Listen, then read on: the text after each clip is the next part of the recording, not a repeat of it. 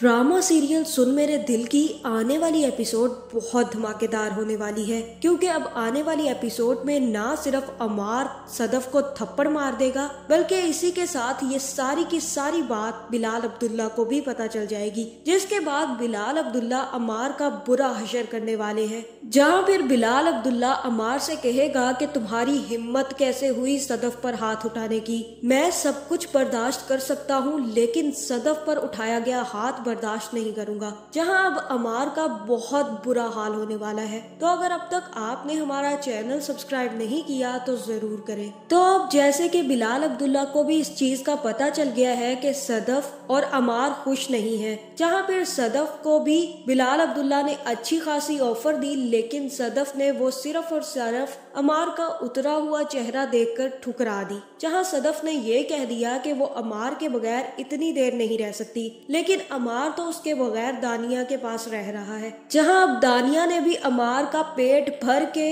खाना खिलाने के बाद, उसके साथ ही साथ शराब पिलाने के बाद अमार को वापस घर भेज दिया है। लेकिन मुझे ये समझ नहीं आती कि अमार इतनी पीने के बाद ड्राइव कैसे कर लेता है। जहां अब जैसे ही अमार पीने के बाद आधी रात को घर वापस आएगा तो वो सदफ से कहेगा कि सदफ तुम्हारी हिम्मत कैसे हुई वो कॉन्ट्रैक्ट साइन करने की। तुमने कैसे ये सोच लिया कि तुम मेरे बगैर लाहौर जाकर रह सकती हो। जहां फिर सदफ अमार से कहेगी कि तुम आज भी पी कर आए हो, तुम्हें शर्म क्यों नहीं आती, तुम कैसे पी कर घर वापस आ सकते हो। और तब अमार कहेगा कि ये मेरा घर है, मैं पी कर आऊं या कुछ भी करके आऊं, तुम्हें क्या मसला है। अगर तुम्हें इतना ही मसला है तो चली जाओ मेरे घर से। जहां फिर सदफ अमार से कहेगी कि मुझे कोई हक नहीं है कि मैं तुम्हारी इजाजत के बगैर यहाँ पर रहूं, लेकिन तुम्हें इजाजत चाहिए मेरे साथ रहने की। और अब मुझे लग रहा है कि मुझे ये इजाजत नहीं देनी चाहिए और मुझे वापस अपने घर चले जाना चाहिए, क्योंकि एक तो तुम शराब के साथ बहुत खुश हो और दूसरा दानिया के साथ। और यहाँ पर अमार कहेगा कि अब तुम बात को बदल रही हो, ये बात नहीं है, बात है लाहौर जाने की और कॉन्ट्रैक्ट साइन करने की। और तुम्हारी हिम्मत कैसे हुई कि तुम बिलाल अब्दुल्ला के कमरे में जाकर इतनी देर बैठो। अब मुझे सच सच बता दो कि क्या चल रहा है तुम दोनों के बीच, क्यों तुम्हें उसने इतना बड़ा कॉन्ट्रैक्ट दे दिया। तुम्हारी शादी थी तो उसने सलामियां देना शुरू कर दी, तुम्हारी शादी थी तो वो सब कुछ छोड़ छाड़ कर यहाँ पर आ गया। तुम्हारे लिए उसने 8 करोड़ दे दिए, तुम्हारे भाई का इलाज करवाने ले गया और तुम्हारे होने वाले शोहर को डिप्टी जीएम बना दिया। तुम पर उसकी मेहरबानियां खत्म क्यों नहीं हो रही। अब मुझे सच सच बता दो सदफ कि तुम दोनों के दरमियान क्या चल रहा है। जहाँ फिर सदफ यहाँ पर अमार को नहीं बताएगी कि उसने इनकार कर दिया है, बल्कि यहाँ पर वो अमार से कहेगी कि हाँ, मैंने वो कॉन्ट्रैक्ट साइन कर लिया है और मैं जल्द ही अब लाहौर जा रही हूँ। और मैं नहीं चाहती कि मैं तुम जैसे शख्स के साथ अपनी जिंदगी गुजारूं।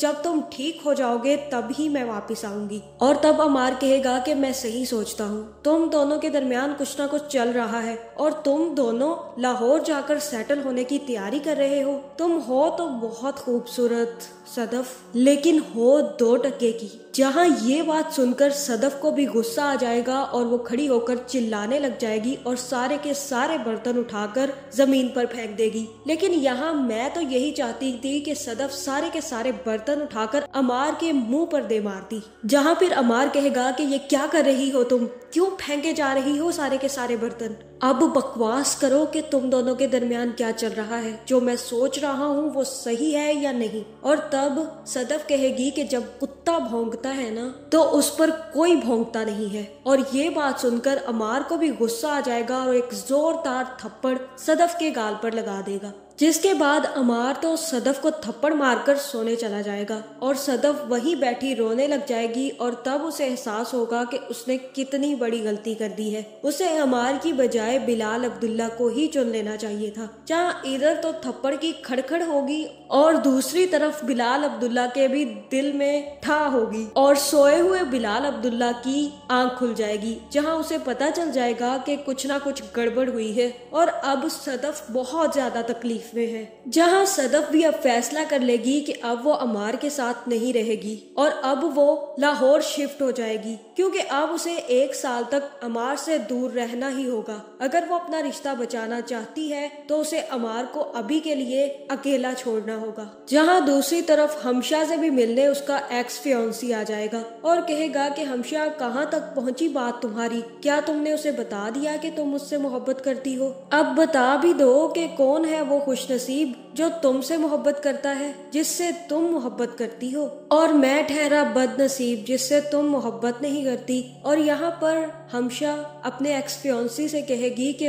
वो भी मुझसे मोहब्बत नहीं करता और अब मुझे लगता है कि वो मुझसे मोहब्बत कभी करेगा भी नहीं। मैं क्या करूँ, मुझे कुछ समझ नहीं आ रहा। वो किसी और से मोहब्बत करता है और उस लड़की की शादी हो चुकी है, उसके बावजूद वो मूव ऑन करने की कोशिश नहीं कर रहा।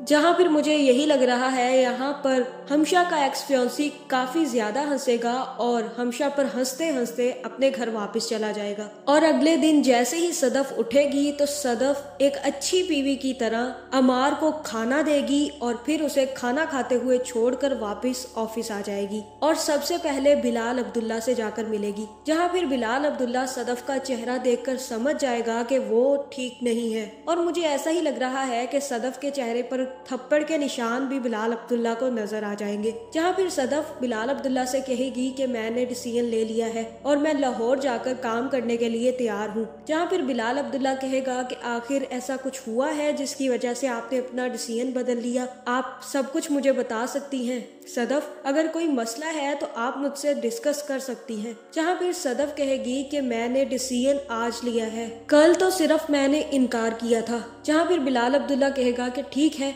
आप जाकर अपना पैकिंग शुरू कर दें और लाहौर जाने की तैयारी शुरू कर दें क्योंकि अब से आपको वहाँ पर असाइन कर दिया गया है। जिसके बाद सदफ उठकर वापस जाने लगेगी तो वो मुड़कर बिलाल अब्दुल्ला को एक दफा जरूर देखेगी। जहाँ बिलाल अब्दुल्ला को बहुत अच्छे से पता चल चुका है कि अमार ने सदफ के साथ बदतमीजी की है। जहाँ अब मुझे यही लग रहा है कि ये सब कुछ जानने के बाद बिलाल अब्दुल्ला अमार को नहीं छोड़ेगा और सीधा जाकर बिलाल अमार के मुंह पर एक जोरदार थप्पड़ मारेगा और उससे कहेगा कि तुम्हारी हिम्मत कैसे हुई सदफ पर हाथ उठाने की। मैं सब कुछ बर्दाश्त कर सकता हूँ लेकिन तुमने सदफ पर हाथ उठाया। तुम्हें औरत से बात करने का सलीका नहीं है। वो इतनी मोहब्बत करती थी तुमसे, इसी वजह से उसने तुमसे शादी कर ली और तुम तो मरे जा रहे थे उससे शादी करने के लिए और अब जब शादी हो गई है तो तुम उसे थप्पड़ मार रहे हो। जहाँ फिर आगे ये ड्रामा बहुत इंटरेस्टिंग होने वाला है।